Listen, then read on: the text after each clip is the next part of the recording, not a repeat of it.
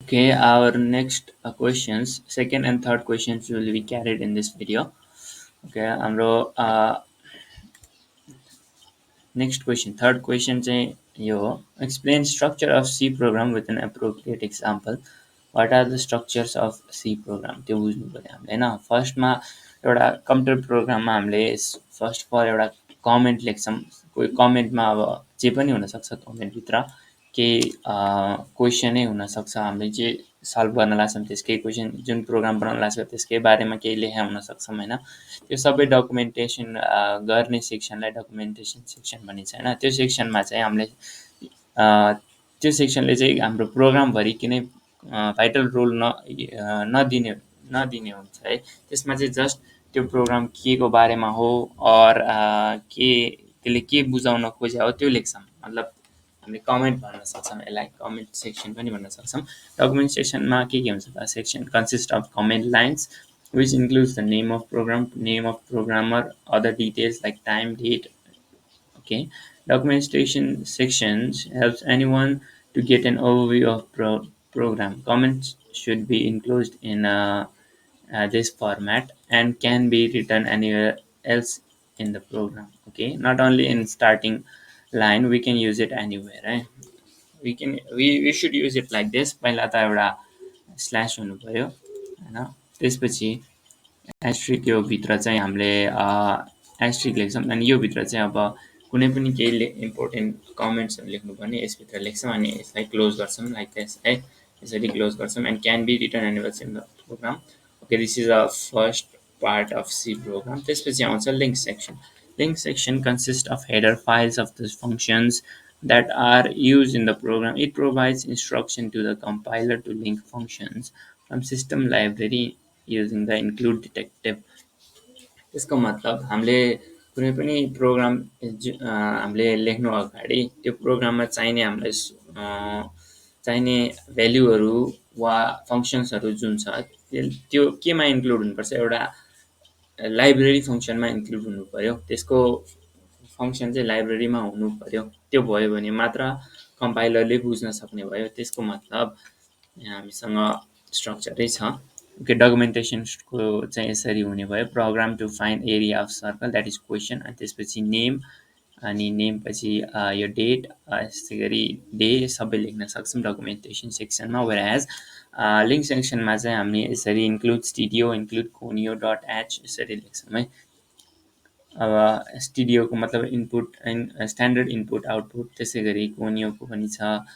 यो सबैमा हाम्रो स्टोर हुने भनेको यो इनपुट आउटपुट हामीले यहाँ जे लेख्छौँ त्यो फङ्सनहरूको हेडर फाइल चाहिँ यसमा स्टोर हुने भयो. मतलब यसबाट लिङ्क भएर मात्र यो रन हुने भयो. त्यसैले यसलाई लिङ्क सेक्सन भन्न सकिन्छ है. Okay, a large number of already defined general purpose function are stored in library system library. Okay, त्यसपछि आउँछ definition section. What is definition section? This section defines all the symbolic constants using the has defined directive. Macros are known as a symbolic constant. Macros को बारेमा पनि पछि बुझ्छौँ. तर फर्स्टमा अब डिफाइन गर्नु पर्यो. हामीलाई यसमै हेरौँ, यसमा डिफाइन गरेको छ, हामीले डिफाइन गरेको छौँ. डिफाइन के गरेको छौँ? पाईको भ्यालु डिफाइन गरेको छौँ, द्याट इज 3.1415. किन गर्यौँ त यसमा हामीले? किनकि हामीले एरिया अफ सर्कल निकाल्न लागेको छौँ. यसमा एरिया अफ सर्कल निकाल्नलाई त पाईको भ्यालु चाहिन्छ. यो पाईको भ्यालु प्रिडिफाइन नभएको कारणले हामीले आफैले डिफाइन गर्नुपर्ने हुन्छ. त्यो सेक्सनलाई डिफाइन सेक्सन भन्छौँ. This is not a compulsory है, सबै प्रोग्राममा युज हुन्छ भन्ने छैन. तर कुनै कुनै program like example area of circle होइन, एरिया अफ सर्कल यस्तो यस्तो फङ्सनहरूमा युज हुन्छ यो डिफिनेसन सेक्सन चाहिँ. ओके, त्यसै गरी नेक्स्ट स्ट्रक्चरको next part is global declaration section.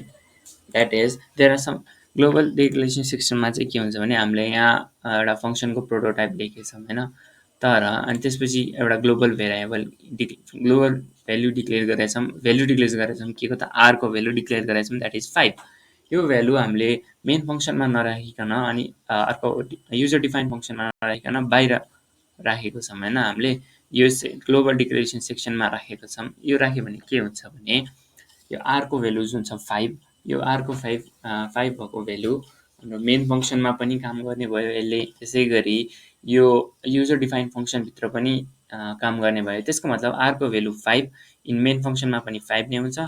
त्यसै गरी प्रिडिफाइन यो user define function area of circle भनेर एउटा फङ्सन डिफाइन गरेछौँ, त्यसमा पनि हाम्रो भ्यालु 5 नै हुन्छ है आरको। मतलब ग्लोबली डिक्लेयर गर्नु मतलब ग्लोबली डिक्लेयर गरेको सेक्सनलाई ग्लोबल डिक्लेरेसन सिस्टम यसरी सेक्सन भन्न सकिन्छ है। Okay, this section also declares all the user define function बुझ्न सकिन्छ। त्यसपछि मेन फङ्सन सेक्सन।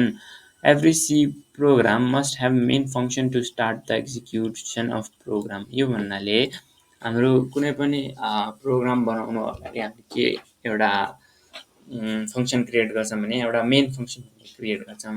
त्यो युजर डिफाइन नभइकन हाम्रो फङ्सनको लागि प्रोग्रामको लागि चाहिने नै एउटा फङ्सन हो है, कम्पलसरी एउटा फङ्सन हो, द्याट इज मेन फङ्सन। यो मेन फङ्सनको प्याटर्न चाहिँ यस्तै हुन्छ। भोइड मेन भनेर यसरी डिक्लेयर गर्छौँ, त्यसपछि यो फङ्सनभित्र हामीले कोडहरू गर्न सक्छौँ है। त्यसपछि आउँछ सब प्रोग्राम सेक्सन। ओके, अझै बुझौँ। Body of main function consist of declaration and execution parts enclose by opening bracket. यो हामीले भर्खर हेऱ्यौँ। त्यसपछि डिक्लेरेसन पार्ट भनेको declares all the variables use in executable part. That means globally declare नगरिकन हामीले इन्टिजर यो आरको भेल्यु 5 मेन फङ्सनमा मात्र डिक्लेयर गऱ्यौँ भने यो आरको भेल्यु यही मेन फङ्सनभित्र मात्र 5 हुन्छ। एल्स अर्को फङ्सनमा आरको भेल्यु फेरि डिफाइन गर्नुपर्ने हुन्छ, वा 5 नै राख्नु पऱ्यो भने छुट्टै एउटा 5 भनेर यसरी डिक्लेयर गर्नुपर्ने हुन्छ है। ठिक छ। त्यसपछि executable part. Executable part. There must be at least one statement in the executable part.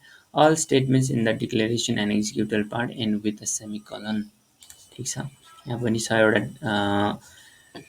एउटा डिक्लेरेसन पार्ट, एउटा डिक्लेरेसन पार्ट, एउटा एक्जिक्युटेबल पार्ट जुन छ। एक्जिक्युटेबल पार्टमा जहिले पनि सेमिकोलन हुनुपर्छ at the end of statement. The closing bracket of the main function is the logical end of a program. ठिक छ, बुझ्न सकिन्छ। त्यसपछि आउँछ sub program section. Sub program section भनेको युजर डिफाइन फङ्सन, त्यस्तै फङ्सनहरूको यस्तै फङ्सनहरूलाई हामी सब प्रोग्राम सेक्सन भन्न सकिन्छौँ। यसको भेल्यु चाहिँ मेन फङ्सनबाट कल गर्छौँ। लाइक दिस, अब भोइड एरिया अफ सर्कल भनेर फङ्सन क्रिएट गऱ्यौँ, यो सब प्रोग्राम सेक्सनकै पार्ट हो है। यसरी एउटा फङ्सन क्रिएट गऱ्यौँ हामीले, यसलाई कल फङ्सन भनिन्छ। त्यसै गरी फङ्सन प्रोटोटाइप हामीले यसलाई यसरी ग्लोबल डिक्लेरेसन सिस्टममा पनि यसरी डिक्लेयर गर्नु पर्यो है। अनि यो फङ्सनको यो फङ्सन मेन फङ्सनमा पनि रिड गर्ने भयो, त्यसै गरी सब प्रोग्राम सेक्सनमा पनि रिड गर्ने भयो। त्यसको मतलब अब यो फङ्सनमा हामीले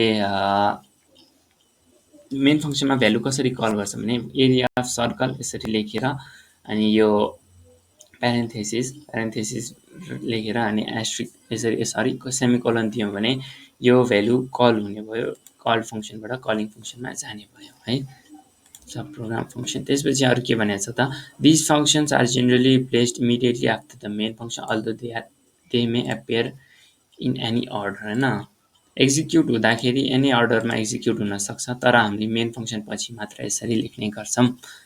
ओके, सेक्सनहरू यस्तै हो। Documentation, link, definition, global declaration एउटा पिक्चरबाट अलिकति भिजुअलाइज गर्न सजिलो हुन्छ। ओके, त्यसपछि moving on to next question, that is define keyword, data types, constant variables, preprocessor directives in C. Okay, this is our fourth question. First of all, we will define keywords. What is keywords? What are keywords? Keywords are the reserved words that have standard and predefined meaning. All keywords are written in lowercase alphabet. हाम्रो C प्रोग्राममा keywords भनेको कस्तो part हो भने keywords भनेको हाम्रो कुनै पनि एउटा फङ्सनमा प्रिडिफाइन भएको रिजर्भ वर्ड्सहरू लाइक अटो, ब्रेक, योभन्दा पनि हामीले युजली युज गर्ने भनेको यो भयो, इन्टिजर, क्यारेक्टर, कन्स्टेन्ट, डबल अनि भोइड, केस, यो सबै हाम्रो कम्पाइलरमा पहिल्यैदेखि डिफाइन्ड हुन्छ है। पहिल्यैदेखि डिफाइन हुन्छ। यसलाई हामीले डिक्लेयर फेरि गरिरहनु पर्दैन। हामीले यो युज गरेर कुनै पनि यसको फङ्सनहरू मतलब युज गर्न सक्छौँ। यसलाई चाहिँ हामी किवर्ड्स भनेर भन्न सक्छौँ। लाइक इक्जाम्पल यसमा के छ त, void, integer, होइन, फ्लोट, त्यसरी printf, यो सबै किवर्ड्सहरूको इक्जाम्पल भयो है। त्यसपछि आउँछ data types. What are data types? Data types are the keywords that determine the characteristics of variable. Okay, हामीले कुनै पनि भेरिएबल डिक्लेयर गर्नु अगाडि डेटा टाइप युज गर्नु, कुन डेटा टाइप हो भनेर पहिल्यै डिक्लेयर गर्नुपर्छ। लाइक क्यारेक्टर, हामीले कुनै पनि अब प्रोग्राम क्रिएट गर्दाखेरि त्यसमा क्यारेक्टर इन्क्लुड गर्नु पर्यो, मतलब क्यारेक्टर दिनु पर्यो भने चिएचआर क्यार भनेर यसरी युज गरेपछि मात्र एउटा क्यारेक्टर यसरी डिक्लेयर गर्न सक्छौँ है। यसरी डिक्लेयर गऱ्यौँ भने यो प्रोग्राममा क्यारेक्टर रचित गऱ्यो भने हामीले पछि प्रोग्राममा यसरी युज गर्न सक्छौँ है। इन्टिजर, अब इन्टिजरमा चाहिँ के हो, इन्टिजरको काम चाहिँ कुनै पनि फङ्सन कुनै पनि प्रोग्राममा सर्टेन केही भेरिएबलको भ्यालु दिन सक्छौँ। फ्लोटले चाहिँ पोइन्ट पछाडिको भ्यालुहरू दिने भयो। त्यसै गरी डबल पनि छ हामीसँग। ओके, यसको फङ्सन प्रोटोटाइप। ओके, त्यसपछि बुझ्नुपर्ने भनेको अब कन्स्टेन्ट। वाट आर कन्स्टेन्ट है। Okay, what are constant? Constant refers to the value that do not change during program execution. There are 4 types of constants. Constant का मतलब integer constant, floating constant, single character constant अनि string constant हैन। हामीले भर्खरै जुन पढेको थियौँ यसमा डेटा टाइप्स भनेर पढेको थियौँ। ओके, यो पढ्दाखेरि के गर्यौँ त, क्यारेक्टर भनेर डिक्लेयर गरेपछि हामीले क्यारेक्टरमा पर्ने अल्फाबेट्सहरू यसरी डिक्लेयर गर्यौँ। यसलाई कन्स्टेन्ट भन्न सकिन्छ है। यसलाई चाहिँ कन्स्टेन्ट भनिन्छ। इन्टिजरमा हामीले इन्टिजर कन्स्टेन्ट डिक्लेयर गर्छौँ। त्यसै गरी फ्लोटिङ कन्स्टेन्टमा यस्तो फ्लोटको भ्यालु, पोइन्ट पछाडिको value.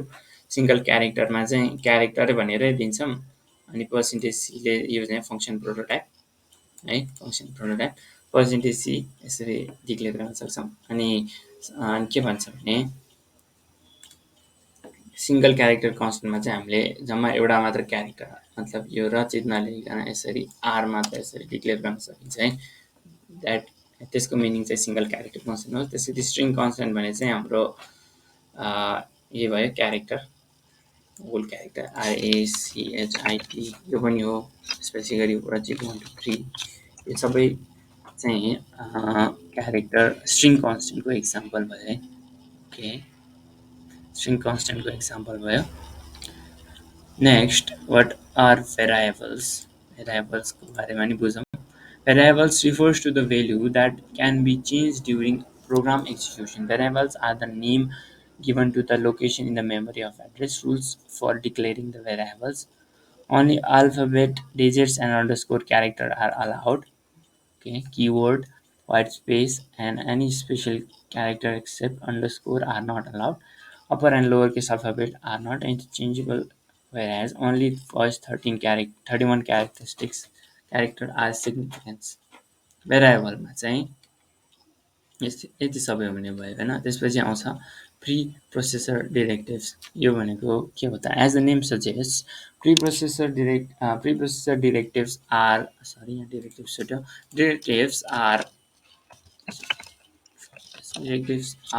programs that process our source code before it passes through the compiler हैन। प्री प्रोसेसर डिरेक्टिभले चाहिँ हाम्रो कुनै पनि भ्यालु प्रोग्राममा पास गर्नु अगाडि सोर्स कोड यसले कम्पाइलरमा चेक गर्ने भयो हैन। त्यसको मतलब and the commands use in preprocessor directive are called preprocessor directives and they will begin with asterisk अनि त्यसपछि सिम्बल हैन।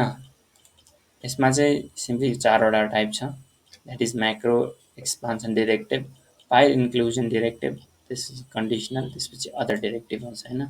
यसलाई हामी यसरी पनि बुझ्न सक्छौँ। फर्स्टमा चाहिँ फर्स्ट टाइप भनेको कहाँ भयो, फर्स्ट टाइप भनेको म्याक्रोज एक्सपान्सन डिरेक्टिभ, यो अघि भर्खर हामीले बुझेको थियौँ। यसमा चाहिँ पर्सेन्टेज सरी एस हेज र डिफाइन गरेर यसरी भ्यालु डिफाइन गर्नु भनेको म्याक्रोज एक्सपान्सन डिरेक्टिभ हो है। यसको मतलब नै यही हो। कहाँ गयो? ओके, म्याक्रोज एक्सपान्सन डिरेक्टिभको एक्जाम्पल त्यही भयो। त्यसपछि आउँछ file inclusion directive. File inclusive डिरेक्टिभको बारेमा यहाँ बुझ्न सकिन्छ। हामीले इन्क्लुड गरेर अब सर एउटा माई हेड डट एच भनेर यसरी हेडर फाइल छ भने हैन, यो हेडर फाइलमा के पर्छ त? एउटा लाइब्रेरी फङ्सन हो। यो लाइब्रेरीभित्र के पऱ्यो त? बुक्सहरू हो। यो हो यसमा integer Edison, integer A B value यसरी इन्क्लुड हुने भयो हैन यसभित्र।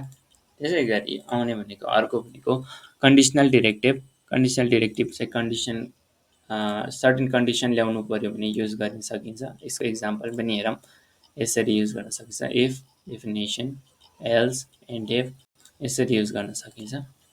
त्यसपछि आउँछ अदर डिरेक्टिभ्स। अदर डिरेक्टिभ्स पनि हुन्छ। अदर डिरेक्टिभमा एउटा अनडेफ भनेर छ हैन। अनडेफको फङ्सन चाहिँ के हुन्छ भने हामीले भर्खरै डिफाइन गरेको पाईको भ्यालुलाई अनडिफाइन गर्नु पऱ्यो भने यसरी गर्न सकिन्छ। यति नै हो यसको प्रपर्टी है। केही गर्दैन यसले। ठिक छ। यसै गरी हाम्रो फोर्थ क्वेसन पनि कम्प्लिट भयो। रेकर्डिङ यहाँ स्टप गर्छु।